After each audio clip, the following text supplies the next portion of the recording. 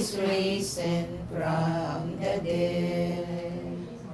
Jesus is risen from the dead.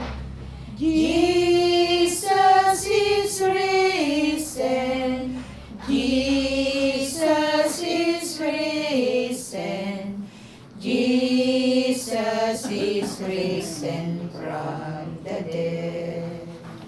Ang mabuting balita ng ating Panginoon ayon kay San Mateo. Papuri sa iyo, Panginoon.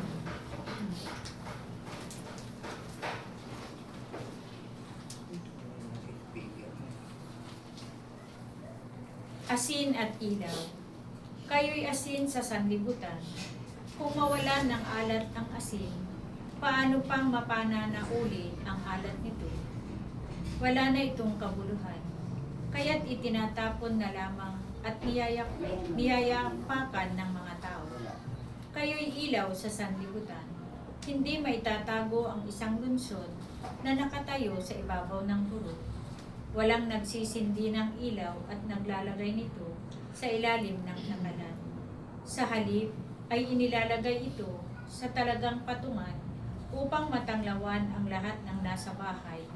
Gayon din naman, dapat ninyong paliwanagin ang inyong ilaw sa harapan ng mga tao upang makita nila ang inyong mabubuting gawa at walhatiin ang inyong amang nasa langit. Ito ang mabuting balita ng ating kaligtasan. Pinupuri ka namin, Panginoong Hesukristo.